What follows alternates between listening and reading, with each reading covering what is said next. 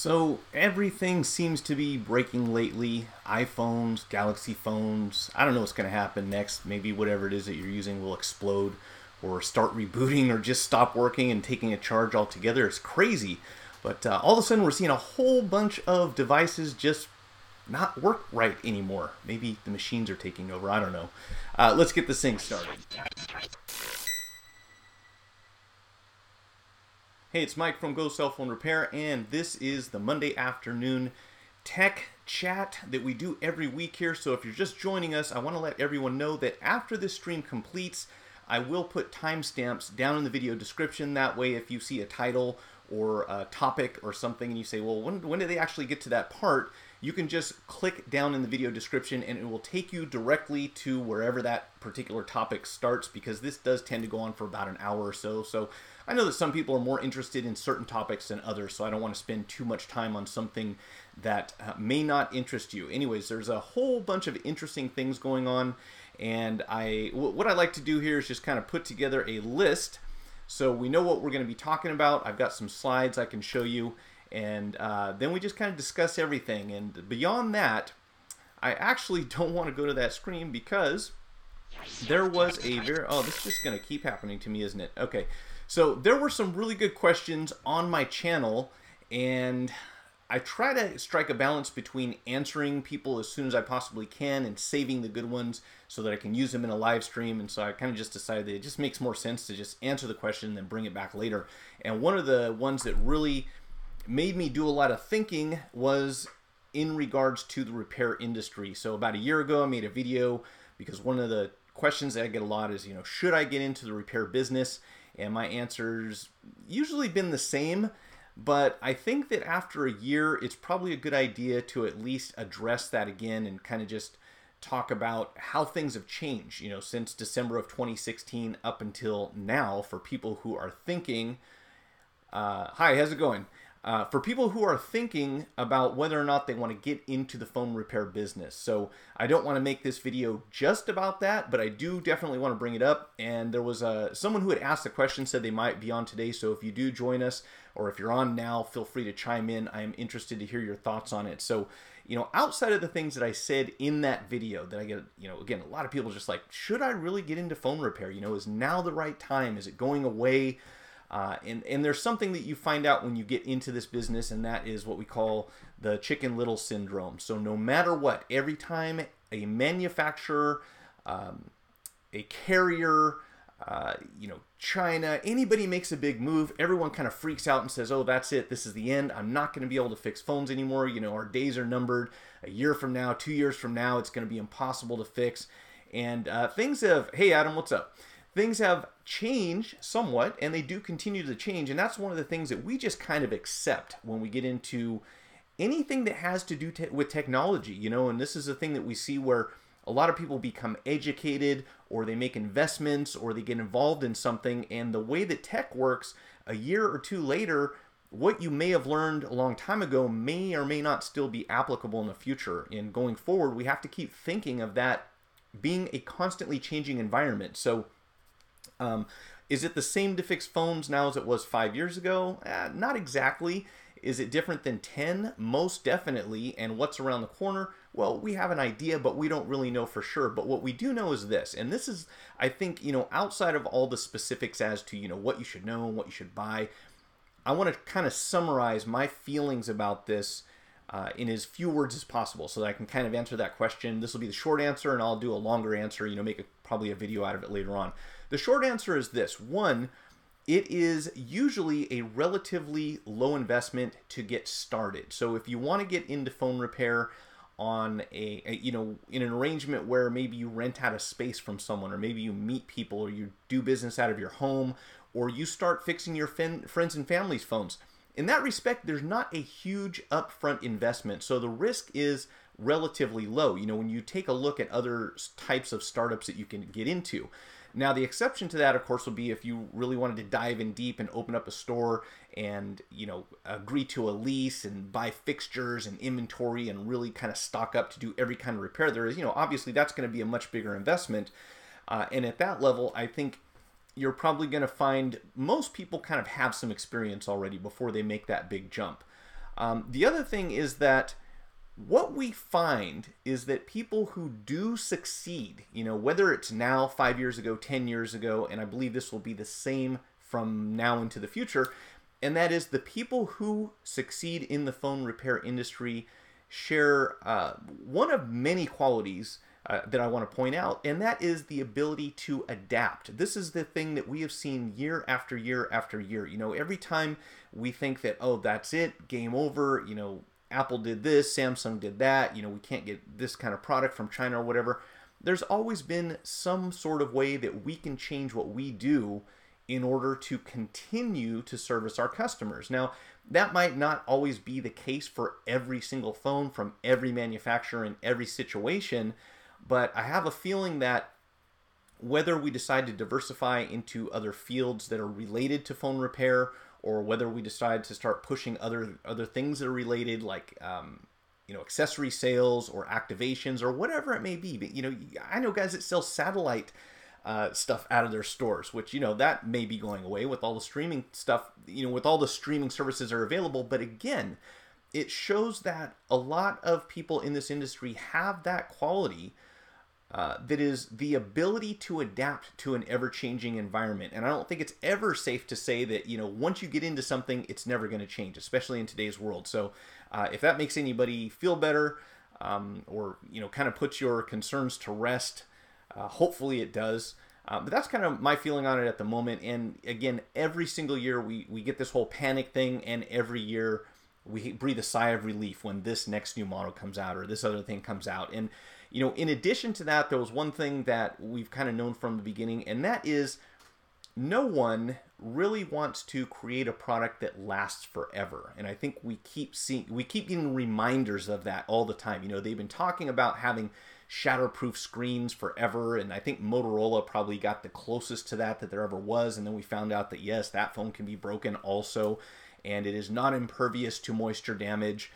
We may not see as many displays broken from that company, but as far as the big the big two right now, Samsung and iPhone, the screens are still very breakable. And as long as we have a touchscreen that is sitting under a thin piece of glass, which is what we have to use with a capacitive digitizer, I certainly don't see that ever going away completely. And probably my biggest concern would be that a lot of the carriers are going to be pushing phone insurance plans for their customers, and that's one thing that's very difficult for us to really position ourselves to defend against, because when a customer walks into a store and understands that they're actually financing or paying out of pocket for a $700,000, $800,000, $900,000 phone, it's easy for them to kind of listen to what that person who's selling them this phone say when they say, they tell them for $100 or for $200 more, we can sell you an insurance plan.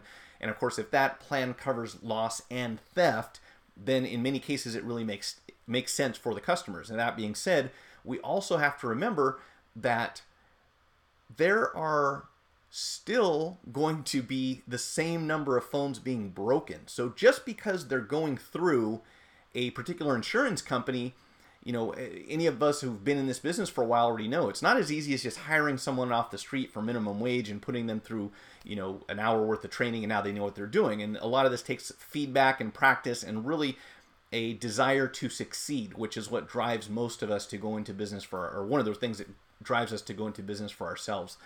You got to change with the times. I started fixing chirp phones in Nextel Boost. Wow, Adam, you've been around for a long time. I think the first phone, gosh, I can't remember the name of it, but before the DPC 550 came out, I think the first phone that I repaired was an old Sony that had a little flip-up earpiece. I don't know if you remember that. It looked like it was about the size of a Snickers bar. No LCD, take it back. LCD, but just alphanumeric display and a little extendable antenna on the top. Remember those? But yeah, the Nextel chirps, those were interesting. What always drove me nuts, I got to say right now about Nextel, is that their push-to-talk thing, which I know is a big plus for their customers. When you were sitting in a restaurant and you heard someone's push-to-talk walkie-talkie go off on their hip or whatever it was, I always turned around and expected to see like an EMT or a firefighter or maybe someone who's in law enforcement. But no, it's just a regular guy talking on his walkie-talkie in the middle of the restaurant. They used to drive me nuts because those things were pretty loud. They were also very durable. So I'm wondering, like, What did you have to fix on those things? People had to really abuse them, I think, to damage those phones. Those things were pretty tough. I would add, this is GTM 2012 playlist, Gaza. Is that the same playlist? Because I thought did you have a different name last time? I recognize the playlist part. I would add that having a genuine curiosity for phones and repair is essential for success, and I would agree 100%. And, that desire to learn, like you said, a genuine curiosity to really understand how things work goes a long way in this business. And really, I don't want to get too philosophical here, but I'll say that I kind of have this thing with my friends where we talk about stuff. And I was just talking to my brother the other day, and one of the things that we really kind of agreed on was that we are given a lot of advice when we are children, when we're young. And it seems like a lot of young people don't take the advice that they were given, but I think it's more a fact that we don't really understand the advice that we're given. Our parents would tell us, enjoy your youth. And then you go, oh yeah, I'm enjoying my youth. I'll enjoy it until I'm 16, I can get a driver's license, or I'll enjoy it until I'm 18 and I can go watch a movie, or I'll enjoy it until I'm 21 and I can buy a beer, or something like that. So we're always looking forward to the future. And I think that what they were trying to tell us was, hey, you don't get to be young again, so you need to enjoy it now. But that was never really fully explained. And when you talk about having a genuine curiosity, I remember one piece of advice that was given to me, and that was do what you love. Do something that you enjoy. And I thought, yeah, well, that makes sense. But at the time, what really motivated me was I wanted to do something that made money. At that point in my life, it was like the more money, the better. I need to be independent. I need to pay bills. I want to buy things. I wanted material stuff. And I never really I never really fully understood that idea until I got a job that I hated. And this is one that, if you don't have that genuine curiosity and really appreciation for the skill set that you use and you practice in this industry, and you don't like what you're doing, you definitely don't want to get into this. That's a good one. I'm glad you brought that up, because that would be the first, one of the few things I tell people is, get used to working with small stuff, have good eyesight or corrective lenses, and be able to be patient. But beyond that, what you said, that nails it. You really have to have a thirst for knowledge and, an excitement about the future. Like, what's the next thing that's going to come out, and how can I learn how to fix it? Because it's not about mastering 10 phones and that's it. It keeps changing all the time. So very good point there. Same guy. Okay, I thought so. I thought that looked similar but different. Aloha Hawaii Sidecar. This guy, I got to tell you, I am quite envious of. And in fact, man, I think we should get you on here, Hawaii. If you're ever available on Thursday evening, we do a tech talk. And for anyone who doesn't already know, this gentleman has what he calls a job in paradise, I think is the way you put it, right? So he's in the Cook Islands. He is the only phone repair store in that area. And I wanted to ask you a question about that. Beautiful weather year-round, fixing phones, and really the go-to place is my understanding, the way you put it, which is awesome, man. How great is that? I think you're going to live a long time if your life is, in that environment. But my question was, how do you get around there? Do you actually, in the Cook Islands, do you wait for people to come to you? Do they have to take a boat? Is there a puddle jumper plane, or how does that work? I'm really curious about that. And I know there's a delay here, so I will come back to your answer in a second, because unfortunately the comments don't move as fast as the broadcast does. There's a slight delay. But, oh, that was pretty quick. So my BW is bad. Not sure if I can manage the video streaming. Okay, well, that's cool. Oh, I understand. Yeah, that's totally understandable, and that's one of the tough things. I think we have a little while before everyone just has great upload speed, and that was one of the things that really killed me here, was I had to pay my cable company even more money just to get like a decent amount of bandwidth. And I'm on the second to the highest tier. Like, there's one beyond it that I'm just like, yeah, I can't spend that much money on internet. That's nuts. There are 15 islands. I get some from the outer islands. Man, that is cool. That is just amazing. I'm glad. And this is a great example of another piece of advice I give people, and that is do your research into what type of competition you're going to have, what kind of traffic flow you're going to have. Knowing what you're up against will make the difference between success and failure in many cases. If you have a repair store on every corner, obviously you're going to have to really stand out in order to get business. But if you're the only guy on a group of islands that fixes phones, well, guess where I'm going when I break mine. So that's awesome. All right, so I am going to switch over here real quick. I did have some slides here that I wanted to do. And the first one just happens to be this iPhone 6 exploding in owner's hands. Now, once again, there are links to these. There's a video that you can watch where this guy's standing in a store receiving a text message, I guess, and his iPhone 6 just explodes. And as we know, lithium-ion batteries have on occasion been known to be unstable. And, you know, it's too bad that he couldn't have just switched out that battery, you know, just popped it out and put another one in there. But of course, the powers that be, all these manufacturers, have decided that instead of giving people easy access to something simple like a battery upgrade, that it makes a lot more sense for them to kind of make it very difficult to get to. And really, in the case of an iPhone, not the easiest thing to remove if you don't know what you're doing. So these kind of things keep happening, which is nuts. You know, to me, that's a real cause for concern, especially when we think about people taking their phones on airplanes. You know, that's one of the things that I just recently went to go mail a phone. And of course, at the post office, you have to tell them if there's a battery, and if there's a lithium-ion battery in the package, you cannot send it by airmail. It's got to go by ground, which is going to cost more depending on where you're sending it to, and takes longer to get there, which is really nuts. So the fact that these phones are just blowing up, and no one's saying, you know, you should make it easy for your customer to remove the battery. You know, of course, at this point, the phone's out of warranty. It's an iPhone 6. He's probably had it forever. And that was the other thing that, you know, getting back to the longevity of this occupation, is that we have to keep in mind that no manufacturer wants anything to last forever. And for that reason, oftentimes, not far out of the manufacturer's warranty, we start to see problems. We start to see things fail and stop working and apparently explode on occasion. So that makes me, that leads me to believe that there will be, you know, always room for some people in this industry. Now, I wouldn't say that saturation is not a factor. You know, you can only have so many people to do the same thing. But what happens when you reach a high level of competition is that people who don't do a really good job don't stay around for very long. You know, if you put up 10 restaurants and one of them's much better than the others, that's probably going to be that one, and, you know, 3 or 4 that stay around and the others that don't. So if you're lacking in some area, that's going to be a problem. But, you know, phones exploding is just, it really seems to me like there should be someone stepping in and saying, no, this should not be possible. You know, once your battery starts swelling up in your phone, it should be easy to remove and replace it so that we don't have these kinds of accidents. And, you know, worst case scenario, somebody burns down their house or a fire breaks out on an airplane. That's pretty bad. Been there with the Note 7. Wow, did yours explode? That sucks. We actually sent one. Oh, Cook Island. New Zealand or Cook Island dollars. Was I saying it wrong? NZW. Okay, I'm just reading other people talking to each other, apparently. Actual ribbon. Oh, so Adam answered my question, I think, about the chirp phone for Nextel. The main thing going wrong being the 885 and 880s would be the actual ribbon that connect the screen to the dial pad, $50 repair at the time.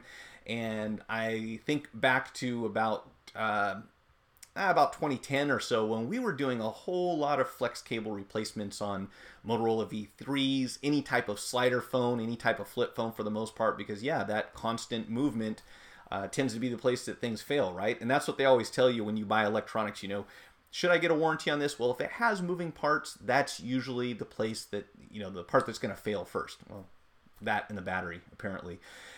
So yeah, iPhone 6 is exploding, not fun, and that's just right after we got this information about the iPhones restarting. I'm sure any of you who have repair shops have heard about this already. On December 2nd at 12:15 a.m., the iPhone operating system apparently decided that it didn't like December 2nd and started rebooting for no reason. And a lot of people had no idea why. And once again, you may be left with a phone that has not functioning because of some weird bug. And this is just an odd one. I mean, if it was like...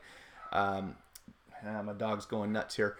If it was like the end of the year or the end of, you know, a Y2K thing or something like that, all right. But I don't know what's so special about December 2nd that made people's phones start rebooting. Obviously, Apple pushed the 11.2 update, which they had been working on, and that supposedly fixes the problem. There was also a temporary patch. I'm assuming most people have figured this out by now, but if you set the date back on your iPhone by a couple days, it would apparently go back to functioning normally. And this is one that we also see when we lose service after a phone's been worked on in many cases. We used to see it all the time. The iPhone would somehow reset its date back to December 31st, 1969, And if that happened, it would not be able to pick up service. And if it couldn't pick up service, it couldn't automatically update the date. So you're kind of caught in a vicious circle. So at that point, what we would have to do is either connect to a Wi-Fi system so that the clock could properly update, or you could go in and try to manually spin those gears, which was incredibly time consuming to go from 1969 up to 20 whatever it was. It was about 2012 or so at the time when we discovered it. But it would also it would just show the customer that the phone was searching for service and couldn't get any, or after you finished a repair, you think that you messed something up, go in and check antenna wires, and of course the whole time it was no service. I think it was no service or searching, and the whole time it was that the clock was off. So apparently there was some sort of glitch in the previous operating system that didn't like December 2nd. Supposedly it's been fixed, and the list of stuff, I was going to pull up a slide for, well, that's the thing, Hawaii. In some cases, if you didn't have access to Wi-Fi, then obviously you'd have to go somewhere that did. But I'm assuming that there are a lot of customers that didn't, because they would bring their phones to us and it would just say searching, and there were no Wi-Fi networks on the phone for whatever reason. So yeah, that would obviously get it working.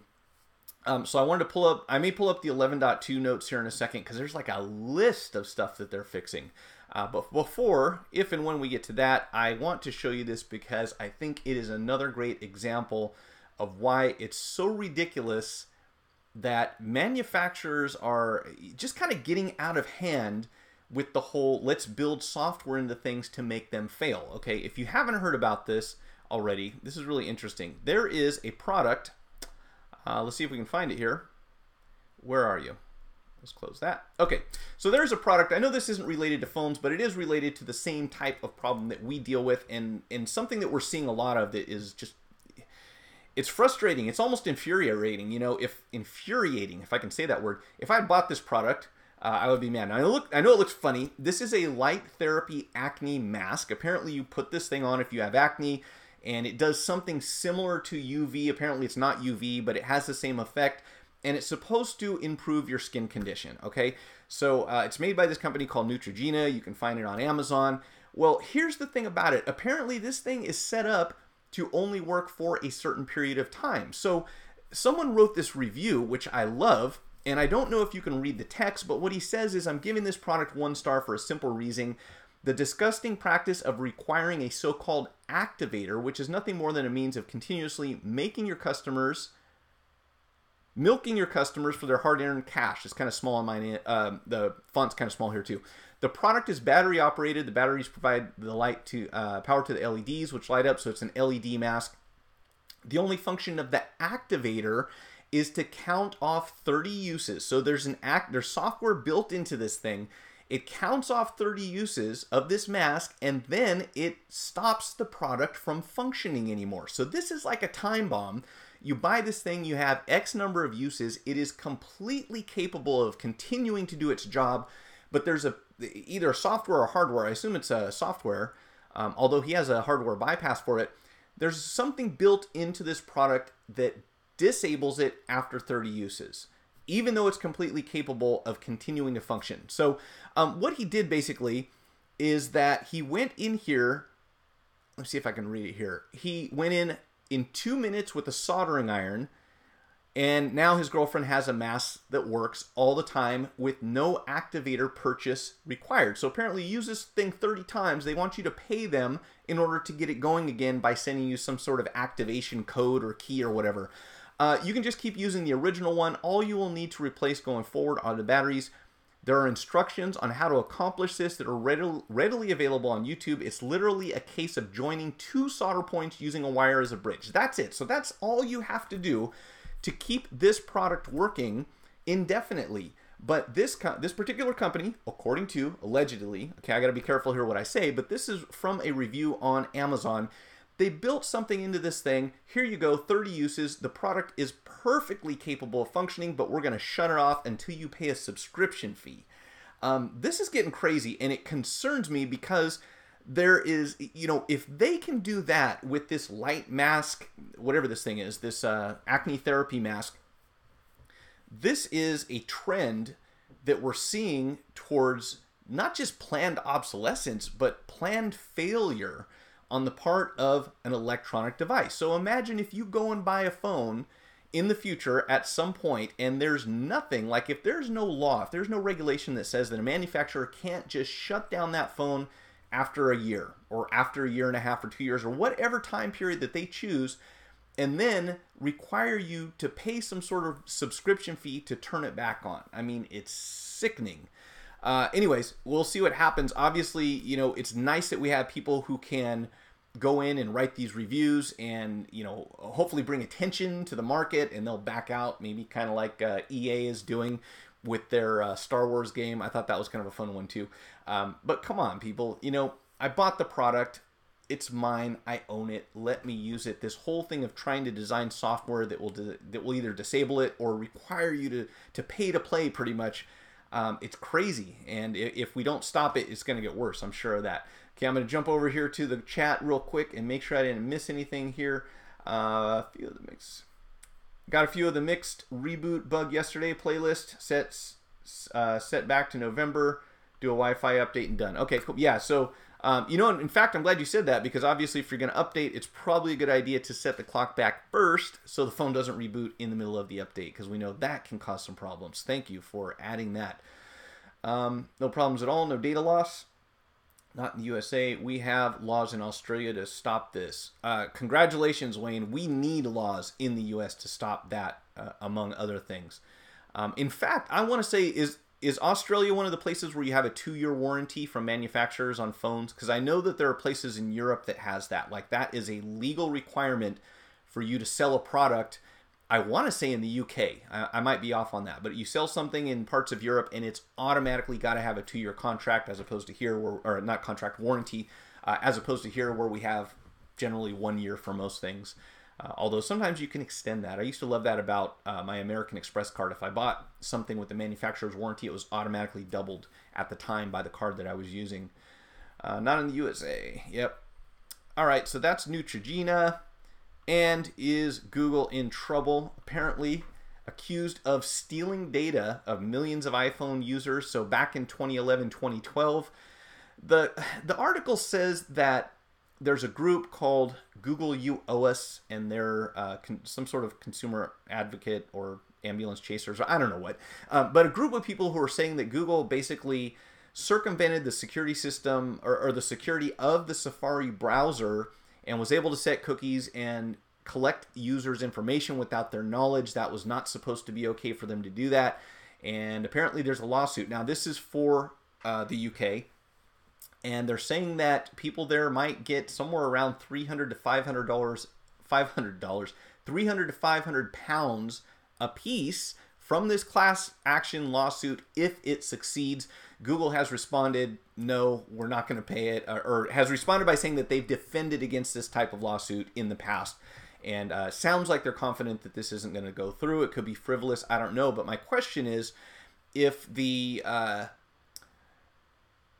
is able to get past Safari and set cookies, which was not, you know, part of Apple's thing is, you know, we protect against our users and we don't allow that kind of stuff. And, you know, if you talk to a lot of people, you would get the impression that Apple products are nearly bulletproof. But if Google was able to get past this in just the browser on the phone, that would concern me, because we're looking at a lot of other ways for people to get a hold of your information, you know, especially when we look at Face ID, which I think I put on here. Did I put it on here? I don't think I did. Face ID is a real concern also, because, you know, that information gets shared with any application that utilizes the feature. So anytime those 52 points of recognition that are being stored from your face are put into the phone, if you agree to use an app that utilizes that, then you really have to trust not just Apple, but as we see in this case with Google, you've got to trust the developer as well. And with the number of applications that are available for iPhones and will be available for the App Store in the future, I think that's going to be a lot of work for Apple to try to do to make sure that everyone's playing by the rules. Playlist said Australia has a 2-year consumer guarantee. That's awesome. You know, I think we need that here.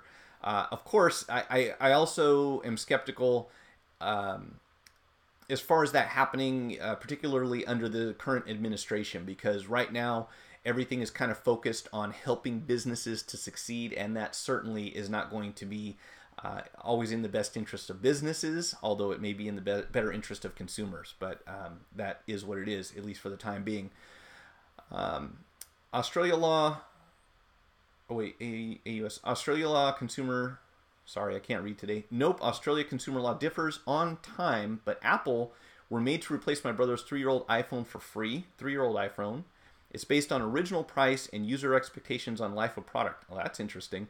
Got my 4-year-old Panasonic replaced after screen died for free, even though it only had a 1-year warranty. Simply mentioned Australia consumer law. New TV next week. New model to boot. Wow. So if I have a problem with something, well, I guess it wouldn't matter if I bought it in the US, right? But if you buy something in Australia and you mention this consumer law, apparently the manufacturers are very familiar with it, which is cool. Good to know. We need a little more protection, I think, for consumers in some ways, and less in others, because sometimes we go a little far with it. But I suppose it's all subjective. So in addition to iPhones flipping out recently, apparently the Galaxy S8 is also having some problems. I don't know if you guys have had any of these come in, but the most recent S8 update apparently broke fast charging for some users, and others are saying that their phones don't charge at all. So if you have a Galaxy S8 or Galaxy S8 Plus and it's working now, my advice would be not to update it and wait until Samsung says what's going on, because apparently people had perfectly working phones, did the update, and then the phones don't charge. So once the battery dies, they're finished. And my question is, in that situation, how would you install an update if the phone doesn't charge? I mean, you have two choices, really. You go to a store where they can put your battery on a charger somehow and get it charged again, which obviously would involve removing it from the phone, or you send your phone back to Samsung. And I have a feeling they're probably really not wanting to have to do another recall. So I don't know when the update will be out. Apparently, as of yesterday, there was no comment from Samsung officially as to what went wrong or what they were going to do about it. But I can't imagine just how, these phones just starting to reboot or not charging anymore, or just quitting like out of the blue.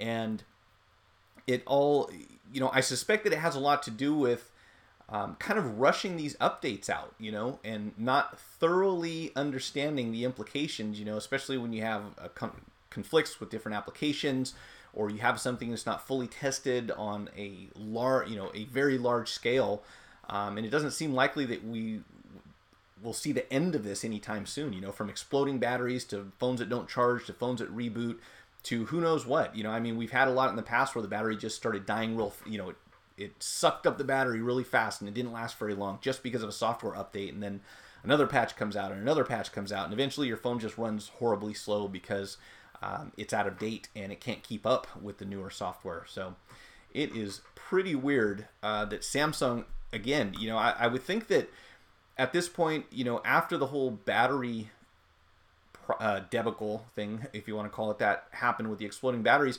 Samsung should really probably be walking on eggshells right now, especially after the iPhone 10 just came out. So for this to happen is really kind of bad news for them. And hopefully it will be fixed. But if you have customers come in, this probably would be good news, I guess, for repair shops. And that is you may see some customers coming in who just can't charge their battery, unfortunately for them, which means we got to take the battery out and get it on the charger. So there's one to watch for. And yes, smartphone addiction can make you less brighter than you are. There was a study. It was actually a, who was it? Radiological Society of North America is the source from this one, and I actually had the name of who performed the study here. Let me grab it real quick so I'm just not talking. I had the source here. Give me just a moment, everyone.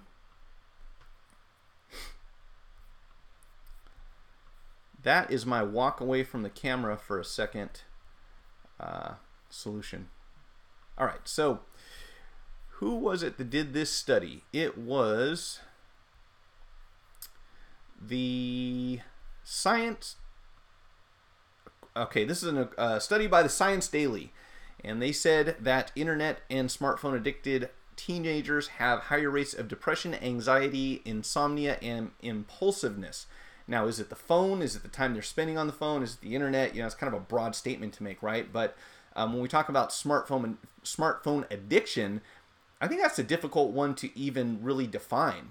I'll say that I spend way more time on my phone than I would like to, honestly, especially when I'm working on phones all day. So if you take the average person, I want to say that they among men, I know that this particular study was, or what do you want to call it? Not a study, but this poll that they did among males in general found that guys were checking their phone something like 34 times a day just for no reason. This was when there wasn't any alert going off. They weren't sending a text or making a call, just to pick up their phone and look at it, whether it's to check the time, look for alerts, whatever it is. So there's definitely something there. And they're saying that this can, in the long term, affect your brain chemistry, at least in teenagers. And I would question whether it doesn't do the same thing in adults, because if you have had a conversation with someone recently, as opposed to, I don't know, 15, 20 years ago, things have changed quite a bit. It's really become acceptable, it seems, for people to just pull out their phone and look at it in the middle of a conversation. And, some of us old school people are kind of used to making eye contact when we talk to someone. So you never really know what the attention level is of the person that you're engaging unless they're actually looking at you, because are they reading the phone, are they listening, are they multitasking? Because I think that generally just pulls away from your facilities, kind of spreads them out thin, right? So you're definitely not getting all of the details of the conversation that way.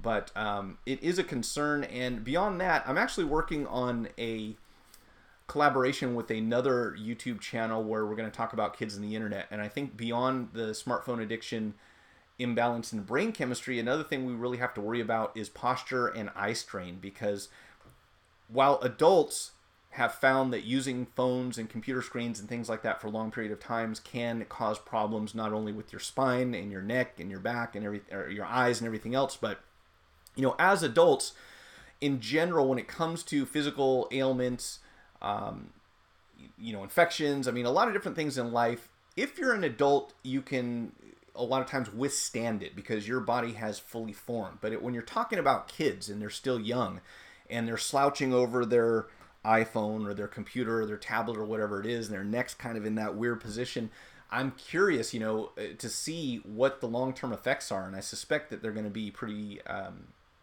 damaging, in some way or another. If you spend your whole day looking at a phone, it can't be good for you. Let's see. So let's go back to the comments about Australia, which I'm gonna have to go to Australia one of these days. I just heard recently that you guys have like a country, a continent, and what is it? It's all the same, right? Australia is a continent, Australia is a country, and there's a third thing to it. And the population in Australia is like less than what we have in California, but it's as big as the U.S., something along those lines. That's insane. Plenty of room there, obviously, and scary things that can kill you, from what I've been told, if you go to the wrong places. By the way, in Australia, he's saying, this is Wayne Taylor, we also have had right to repair laws, which Apple hate there. Really? Tell me about that. I go to my lunchroom, see 15 people looking at phones. 10 years ago, we would all be playing cards, darts, and talking. Yeah, it's a weird thing. And my position is that obviously we can't change it. Phones aren't going to go away, tablets aren't going away, the internet is not going away. Barring World War III for the most part. So how do we deal with that? And how do we encourage? How do we get people to engage each other again? It's crazy. Going to a restaurant and seeing that people paid to sit at a table to be served to stare at their phones instead of having a conversation together. Well, I guess they're just there for the food, but it's pretty bizarre. In fact, the weirdest thing I think that I've seen is when people are sitting at the same table sending text messages. I guess it's the equivalent of writing notes, right? Now, passing notes like we used to do. You just shoot a text message over to someone across the table. So less of a population in Australia than California. That's insane. But I would have to assume that it is distributed much less evenly. Probably a lot of people in capital cities and near the coastline and not so much inland, I would imagine. But it looks cool. I've saw so many things about Australia that makes me want to visit one of these days. All right, so what else did we have? We still have 20 minutes, and I think I've covered everything that I had on this particular list. Let's go down here and see what else is going on. I think I've got another. I had some questions I wanted to answer from YouTube. And instead of just doing the most recent ones, I have some that I think are really, let's see, let me find them here. Really made me think. So again, I wanted to come back to them because hopefully others can benefit from this. Let's see. This is about iPhone 5. This is this. This is Bill. I don't know if you're with us, Bill, but Bill is the one who wrote this comment, and I wanted to make sure I addressed all these points kind of in more detail. So I want to jump back to the repair industry a little bit here for a second. I can tell you've been doing this for a while. Unfortunately, this is a comment on my channel. Unfortunately, for whoever wants to get into this biz today, even into board level repair, may have missed the boat. Sometime between 2000 and 2015, it was great, but lately it has started to decline. And with this electronics getting cheaper and more reliable, there's less of a demand. He's talking about phone repair. Now, I'm not saying it will disappear completely, but I feel it's safe. But I feel it's just a bit too late to make a good living. Okay. Considering the high rents, saturated competition in your area, online competition, cheaper phone insurance plans, new flexible, uncrackable screens coming out soon. I might look into doing something else. It's just my humble opinion. And, you know, again, this comment really made me think. And at the same time, I think there's a lot of modifiers in there that are important to address, you know. And again, this is for people who are thinking about getting into this business or questioning whether or not it's a good idea to stay here or maybe start looking into something else. And I think some people may have missed the boat in some areas. You know, I believe that there are a lot of populated, you know, densely populated cities, metropolitan areas where phone repair has been available for a long time, and the businesses that are there are well established, and they're able to handle the amount of traffic that's coming through. Now, in that situation, I would say, yes, there is a high level of saturation, and for you to be the new guy on the block is going to be an uphill climb for sure. That's not to say that it's impossible to succeed, but definitely when you talk about, you know, when you say make a good living, I want to assume that what you meant by that comment is, you know, not easy money, but a comfortable way of earning a living, which I'll agree with. You know, in the beginning, it was certainly easier when there wasn't as much competition, but there are still opportunities out there depending on where you're at, and I strongly believe that eventually supply and demand kind of balance each other out naturally, and it's you know, similar to the culling of the herd for the most part. You know, you've got all these people competing for business. Well, obviously they can't all succeed. So it will be the weakest or the least well-financed or the ones that have some sort of other problem that are going to go first. You know, they're going to be not doing things right and not be able to stay in business. I think that there will always be room for some people to be in this business. But I agree with you. It's definitely not the same thing that it used to be. And depending on your location, it could be a really bad time to get into it. You know, I would not, from what I've been told and what I've seen, I would not go into business repairing phones in Las Vegas. You know, you have an isolated, geographically you're isolated. You have, you know, the population grows a bit, not the way that it used to, but if there's enough there already to take care of the amount of business that's being done, and the competition is fierce, and people are, you know, doing price wars for the most part, that's not somewhere I go. But there are other areas I think that are still profitable, and I always refer to you know, something that a few different people have told me, and that's that when you're off the beaten path, when you're out away from major highways and, you know, major cities, and there's not a small population, but how many people do you need to have in a population to sustain a repair business? 50,000, 75,000, 100,000. You know, if you take a small percentage of 100,000 people and 10 of them break a phone every day, it probably is quite doable, you know, and in fact, you might really prosper depending on where you're at. Whereas, you know, if you had a small population of 4,000, it's going to be very difficult to do business there. But at the same time, it's going to be more and more likely that you have a loyal customer database when you're in a less populated area that has fewer options, like going to the big city is kind of the way that I think about it. I'm going to make sure I'm not missing anything on the comments here. Apple tried to refuse repair phone damage because customer had screen replaced, but not related to fault. They were ordered to repair or replace. I like that. So this is in Australia. And over here, I really don't know what the exact position is of Apple in the US at this particular moment in time. because it kind of changes around a lot. But for the most part, we found that customers are able to go back to Apple after they have their screen repaired, as long as no other damage was done to the phone. And I think that's very wise on their part, because otherwise they could really alienate that customer by saying, oh, you already went somewhere else, we're not going to help you anymore. It would be kind of silly. But to have an organization that orders a manufacturer to give its customers service, that is pretty awesome. We have something like that here, but not no one who's going to dare, I don't think, to speak up to Apple is what it seems like. Let's see. There's a guy on YouTube, Goran, electronic repair school in UK, but he's Romanian. He fixes everything. He just fixed his own soldering station, and he works for is it Gilon? You said Goran. I'll have to look it up. I don't think I've seen that one before. Romanian guy that fixes everything, just fixed his own soldering station. I'm assuming he's doing like some pretty intense micro soldering stuff, would be my guess when you talk about that. And that was kind of the other thing that Bill said here in this comment, and that is, let me see exactly what he said. He said, even with micro soldering, where'd it go? Even into board level repair, may have missed the boat. That one I would question. I don't know that. I can tell you for sure that board level repair is definitely not saturated in California. Now, I know there are a lot of people on the East Coast who are offering that type of service, but I don't know a lot out here that do. In fact, my brother's stores, we have other companies that send in board level, other phone repair businesses that send board level repairs into us. And, I would assume haven't found anyone else close by, because they're mailing them in from quite a distance. So whatever that means, there's probably some opportunity for board level repair in quite a few places, and definitely not as saturated as just screen repair in general.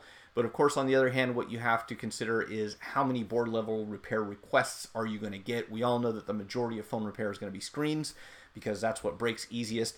And that was another thing in this comment that I kind of wanted to discuss, and that is new flexible uncrackable screens coming out soon. And that's the one that I really want to see to believe. A phone that has a screen that can't be damaged would be bad news for any manufacturer, beyond maybe, and this is kind of the way I looked at it. I may be flawed in my thinking, but when Motorola decided that they were going to make a very durable phone screen, for one, they made it out of a plastic material, so it wasn't really truly a glass screen, so whatever that means, pretty much I think the touch sensitivity on anything that's not glass is going to be compromised, at least somewhat, at least on the phones that I've used. They still work, not quite as good.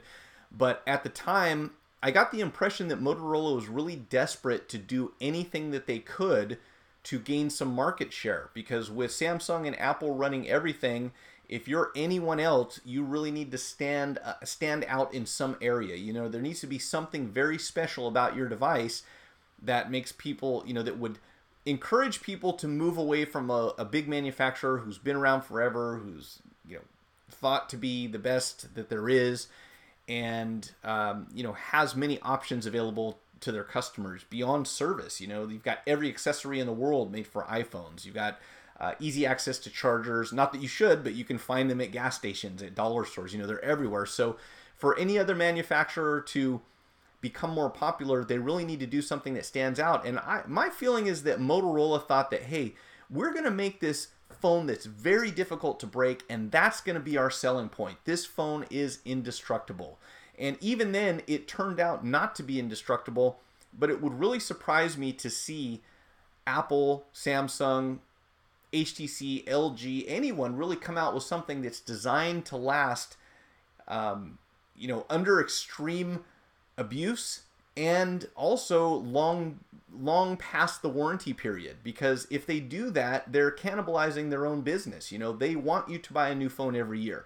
And we see that Apple and Samsung are getting into the repair part of, the back end of this whole thing. Is we sell you a phone, now you need to buy more accessories for it. Now you need to buy other things that work with it. Now when it breaks, you bring it to us. So it would really surprise me to see them in the short term, at least, build something that is really, really resistant to being broken. And, another thing that comes to mind is that with all these water-resistant phones being made, remember that if water gets inside the phone, the warranty is voided. So your water-resistant phone is not covered by warranty if it gets wet on the inside. So it kind of gives us an idea, I think, of where they're coming from. And I also believe that they're seeing the big picture here, and that is that there is an opportunity in repair, even for them. So for anyone to make something indestructible, I think that would be a real Hail Mary for let us get back in the game somehow by doing something that no one else is doing. And I'll believe it when I see it, and I've been wrong before, but unless Nokia gets back in the game, I don't see a lot of phones really being all that durable, at least yet. Let's see. Let me come back here. If it's not glass, it will scuff and scratch easier. Yeah, and that was one thing that I saw. Actually, I've got a G4 laying around here somewhere, and that was one of the things that I noticed was, oh no, it wasn't the G4, sorry, it was a Droid 2. Was it Turbo 2? Anyways, it was one of the Motorola's, and man, that screen was just beat up. Because like you said, if it's plastic, it's going to scuff. If it's glass, it can crack. So, unless we have holographic phones, I really don't know what you're going to make that's all that indestructible. And I've seen Gorilla Glass every single generation it's come out. And the main focus on Gorilla Glass Corningware is to make it scratch resistant, not to make it unbreakable. I mean, if it was, we would make all glass, windows out of it, right? If it was really unbreakable, but it's not. It is scratch resistant, and that really seems to be the focus on designing phone touchscreens or designing the glass on the outside. Wayne says, I now fix a lot of medical electronics. Got a job to fix diabetic analyzer. Company sends all type, about 75% I can fix. Normally basic power supply repairs. You got to branch out. That initial machine was told $800 for repair. I did it for $150, $145 profit. Exactly where my mind is right now. And that is anyone who can do the, board level repairs on a phone. You're working on a smaller scale than the majority of electronics, period. You look at anything that's used, and especially when you're talking about medical equipment. I'm trying to think of what else would be in that category, but there's all sorts of expensive stuff out there that is not so difficult to repair, and that we don't have the manufacturers really fighting us on, at least at this point, trying to prevent us to fix it. So, I think maybe phones might not be what I would want to depend on long term, but you can absolutely gain experience, grow your customer base, and learn all sorts of ways to branch out. And my top two for anyone who asks, if I'm in the phone repair business, how can I, where do I take it next? There's probably three really, but the main two that I always steer people towards are micro soldering repairs, board level repairs, and screen refurbishment. That's another big one right now, and another, kind of a somewhat a sigh of relief when we saw that the iPhone 10 should definitely be refurbishable, given the right equipment. So if you're in phone repair or you're thinking about getting into a phone repair and you want to kind of look at tomorrow at the same time, those are the two areas that I think that we'll continue to see opportunities in for a long time. And beyond that, what kind of career would you get into right now if you wanted to make sure that you had a secure future? Let's say you were starting all over again, and maybe even you could go to college for a couple, for 2 or 4 or whatever number of years and get into something else that's going to have job security in the future. What would you do? Because I wish I had this list in front of me, but the answers really surprised me. They were not what I thought. And in fact, there are a lot of people who are saying that anyone who works within the medical or legal industry, okay, remember we talked about robots taking over factory workers' jobs and self-driving cars taking over transportation and trucking and things like that. But beyond that, two other industries supposedly that are going to be getting hit hard within the next decade are going to be legal and medical, because a lot of medical procedures now are being done with robotics. And I don't know what the factor is when it comes to law. I kind of suspect it has to do with artificial intelligence, but computers and robotics are going far in many industries. So it's not just us that has to worry about job security. And this is what I've always told people when they say, oh, you fix phones for a living, but what's the job security? Because next year something else could come out. And I agree 100%. We don't know what's coming out next year.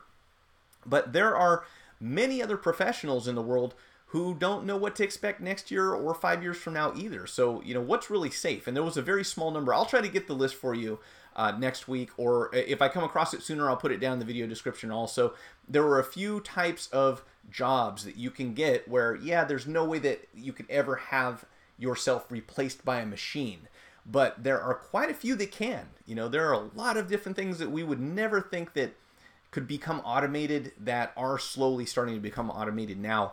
And when we talk about, you know, you figure if you go to college for a long time and you become a surgeon, well, you know, that career is pretty secure, right? Well, if we have machines that do surgery, obviously someone has to be running that machine, but it's going to be getting done a lot faster and a lot more efficiently and possibly even safer. So this reaches into all areas. So it's not just us people in the phone repair business that have to kind of be concerned about, or at least be conscious of the changes that are going on in the future, because anything could happen, really. Let's see. Let's go back here. I love comments, so I know I keep flipping back and forth, but that's why I'm doing this as a live stream, because the interaction makes it far more enjoyable. Plus, you guys bring up a lot of really good points. iPhone 10 is $1,850 in Australia. I'd expect at that price to last for a minimum 3 years. Yeah, me too. So does Aussie consumer law. That's pretty cool. Weird that Australia and New Zealand is such a small population, yet the chat is full of us. That is interesting, and I kind of suspect that maybe you guys are here because of the time of day compared to the US right now, because to do a live stream at 2 p.m. in the afternoon is probably not ideal for people in the US. There are some people this is a good day for, but there are others who actually ask me to do something after hours, so I do another one on Thursday at 6 p.m. to kind of try to, you know, get as many... be as available as possible. But I think maybe the reason that there's so many people from Australia is, what time is it over there, guys? Tell me. I guess I could pull it up in Google. I know. Done electronic boards for Fisher and Paykel washing machine. Unbelievably, Fisher and Paykel sent me a schematic. See, that's the way it should be. Why don't companies cooperate with us? Is it purely profit that's driving them to make our lives so difficult? YouTube and forum make for free sharing of all types of repairs. Yeah, that's a good point, and that's one that comes out quite a bit. It's 5 a.m. in Australia. You guys are up way too early. That is nuts. So it's actually Tuesday then, right? Am I right? Yeah, because you guys are a day ahead, somewhat. What are you doing up so early in the morning? That's nuts. Maybe I should go to 3 o'clock and let you sleep in a little bit. 9 a.m. in Queensland. Okay, so we're all kind of all over the place, and you know, I knew that was unavoidable. You know, really, I think any time is a good time to live stream, as long as you have people that speak your native language in some time zone somewhere. So, hey, it works for me. And Monday, I got a lot of stuff to get done in the morning, so that's kind of why I just figured why not. And also, there are other people who live stream in the morning and after work, and I kind of wanted to be in the middle of that, and try not to have any programming conflicts, if that's what you want to call it. 1 p.m. in Cook Islands. Oh, okay, cool. So it's Monday, so that's interesting.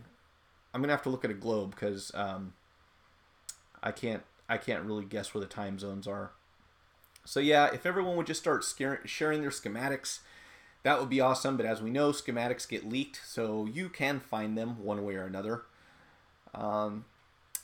Do I have this? Oh, I've got it all taken apart. I've got a phone that I'm working on. I think this is going to be my next project. It's an iPhone 6 Plus, and I'm open to anyone who has suggestions. So I had a 6 Plus that came in, did the replace touch disease, replaced the Mason chip, and it worked for a brief period of time, and now there's a dead spot, and I don't have, it's actually taken apart. Let me see, let me go grab the screen, because I want to point this out and get you guys' opinion, because I'm going to have to figure this thing out this afternoon. I'll be right back.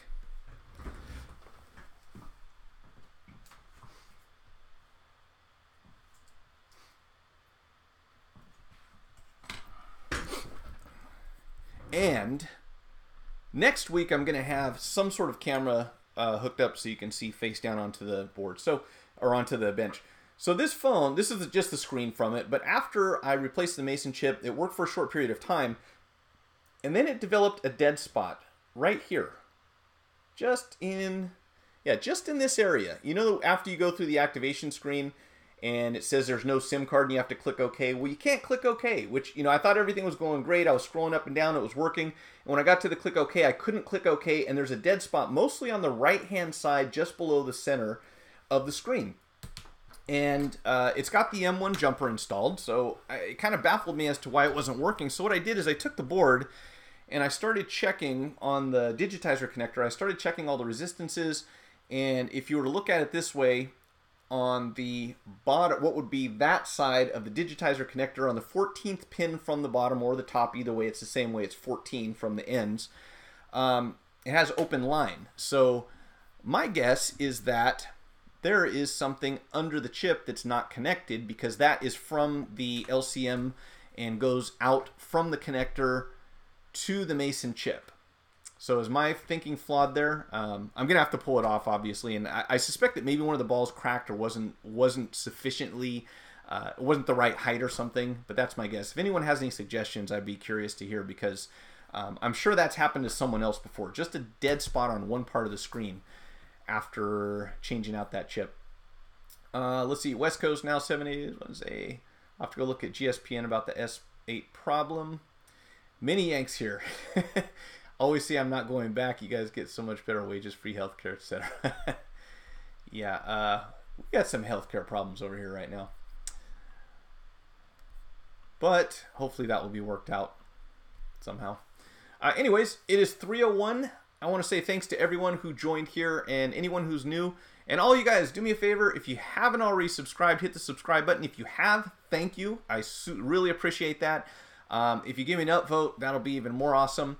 And for anyone who can make it, I will be back on Thursday at 6 p.m. Pacific Standard Time. And otherwise, I will come back on next Monday, as long as it's not a holiday. I know there's going to be some holiday that comes up on a Monday at some point, so I won't be able to come in. I'm going to leave the chat open for a little bit, just in case there's anything that is going to pop up there. And if anyone has any suggestions or some advice on the screen that I'm working on. And I've changed out the screen a couple times, so it's definitely not the screen itself. I even tested that screen on a donor, and it's definitely not the screen that has a dead spot. So it's got to be in the board somewhere. One vertical strip. Did you nudge any caps between Mason and Cumulus? Usually the dead vertical strip issue is a bad cap there. Okay, that I will check before I pull it off, because I got to say, I did this chip and I ran the jumper and everything looked perfect. So if there's something else, I definitely don't want to pull that chip off. So thank you, playlist. I will check that before I go any further. That's a good possibility. I didn't see anything out of place, but I'll do some measuring with my multimeter and see if something is not connected, because that would be a relief. I don't do as many of these as I really don't do a whole lot of them. So, excuse me. Obviously, I don't want to do any more work than I need to on that. Flex cable welder, best dollars I spent paid for itself. Flex cable welder. Let's see what you're talking about. What is the flex cable welder?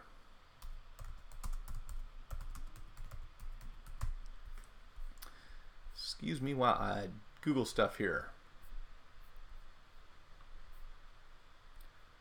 Do you have a link? Oh, you can't probably put a link in there, I'm guessing. Flex cable welder. I'm getting his wires here. I want to see what you're talking about.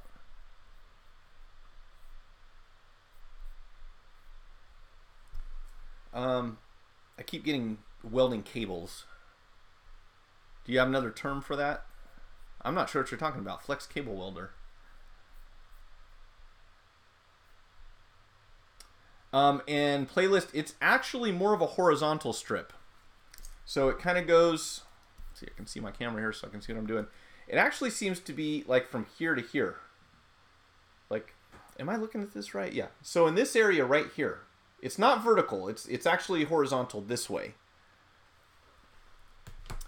Pulse press machine. See if we can get a picture of that. It would be really, actually I can put my browser in here, but it's a headache. Pulse press machine.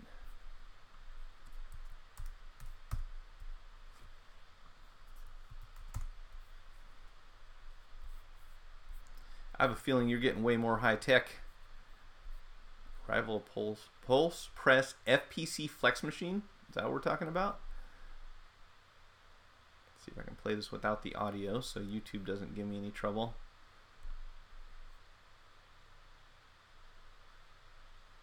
Okay, I'll have to look at.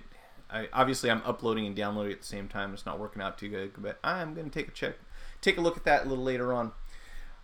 Flex cable repair machine. So you're actually repairing like flex cables like these. Am I lagging now? I'm lagging because of that video I tried to load. Darn it. Welcome to Kung Fu Theater. All right, I'm going to check that out. I'm actually going to get off here. My machine's actually is running slow now, of course, because I tried to do too much with it, and it can't handle it.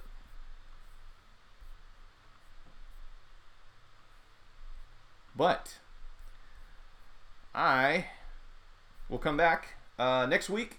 Thanks all for joining me, and enjoy Australia for those of you who are there. And for everyone else, have a great week, and I will talk to you, if not Thursday, then next Monday.